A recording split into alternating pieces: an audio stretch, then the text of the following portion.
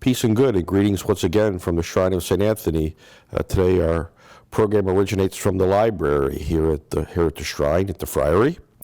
And we're here to consider once again one of the readings from this coming Sunday, which will be the 7th Sunday at Ordinary Time. And as we've been doing in recent weeks, we'll continue on with our consideration of the Epistle Reading, the second reading, in this particular case recently from the first letter to the Corinthians by St. Paul, a reading that you're not likely to hear too much about in your homily wherever you're at on Sunday. So why don't we consider that one today? And it's rather short. Thus it is written, the first man, Adam, became a living being. The last Adam became a life-giving spirit.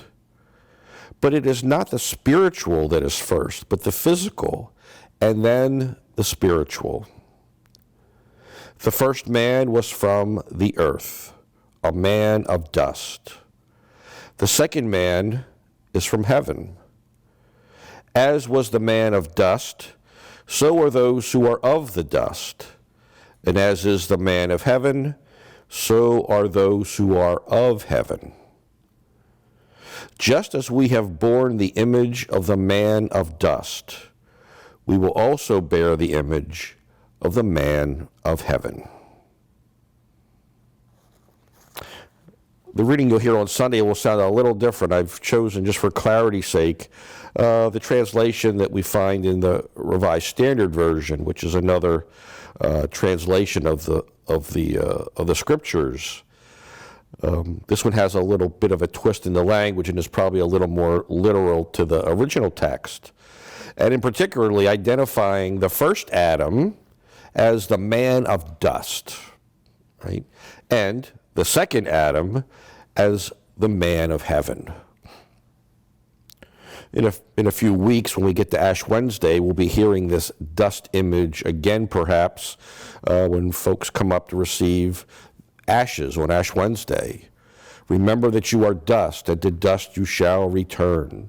It's an image going back to, again, that first Adam, the first man who was, at least in one of the creation accounts, created out of the dust of the earth.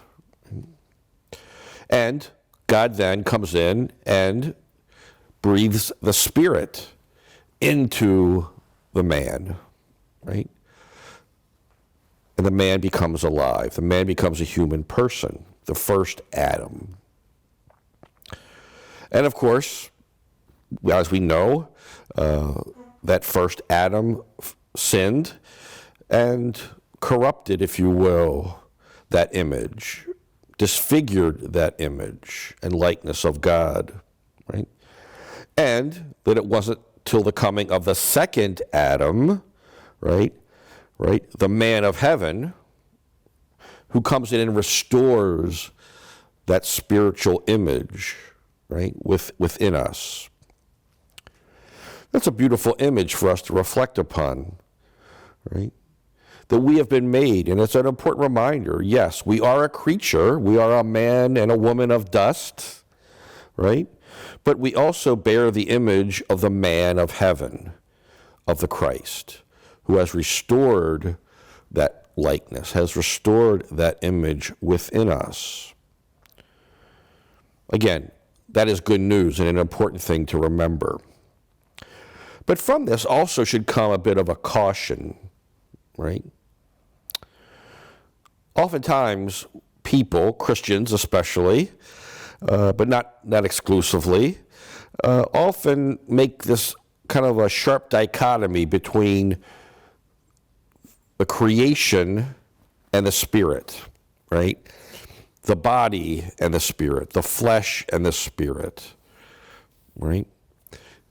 As we're reminded here, like the first Adam, we are made of dust. And in fact, there's a certain beauty to that even, right? That all the chemical elements that make up the human person, many of them come from the dust of stars that were created billions and billions of years ago, right? That's a beautiful understanding and a beautiful image of creation, I think. And again, where science can give us some beautiful points of reflection for our faith, right? But again, sometimes we can make a dichotomy that creation, matter, body, flesh, whatever word you like to use, bad, spirit, good, right? And indeed, this is a heresy, and it rightly is a heresy, that has plagued the church from the very beginning, really, right? That we had to fight off because of the pagan philosophies of the world that Christianity found itself in, right? Had to kind of fight off that dualistic understanding of all has been created, right? Matter bad, spirit good. And of course, that was taken to extremes by some philosophical schools. So you may have heard of the Manichees, the Manichaeans, who were a very dualistic belief system, right? That there was an evil God who made matter and a good God who made spirit. And indeed, the great St. Augustine, whose books are, I'm sure, all over the library here at the Friary, made huge contributions in fighting off that heresy, because it is a heresy. But often, we can fall into that heresy, not consciously, right? We're not conscious heretics, right? But we can often view reality that way, right? That body, matter, is bad, spirit is good, right? But the reality is, as Paul reminds us today, right? It was God who took the dust of the stars, if you will, and created Adam, right? God created us. And as it says in Genesis, and God saw that it was good, right? Matter is good. The body is good, right? Now, we're also fallen. We suffer from the effects of sin. Hence, the beauty of the coming of the second Adam, right? The one who came to restore us and to be the one who is a life-giving spirit, as St. Paul says, right? Giving us life in the spirit. Again, something worthy for us to reflect upon. And again, we don't consciously view the world in that dualistic sense, but oftentimes we can fall into the temptation of seeing life in the world and even ourselves that way.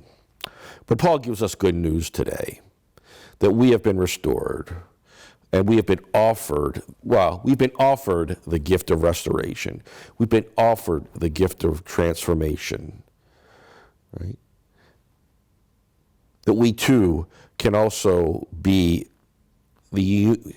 know the union of dust and spirit within ourselves, and that we bear the image of the man of heaven. Thank you for joining us today for this latest consideration of one of the readings from the Sunday Scriptures. We'll continue with that, I'm sure, next week, Lord willing. Also, just as a reminder, last evening we had our first of our spring series of online talks. The topic for this series, which began again last night, is an introduction to Christian spirituality.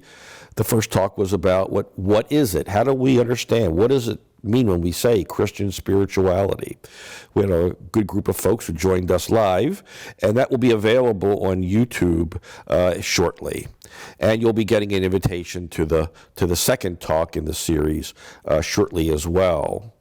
So until then, thank you for joining us today. We thank all of our companions of St. Anthony out there who, through your generosity, were able to continue this ministry of outreach, of participating in what John Paul II called the new evangelization. So we thank you for your generosity, and know that all of you who are watching these videos are our companions. We are all on that same journey under the patronage of our great saint, St. Anthony. So until next time, peace and good.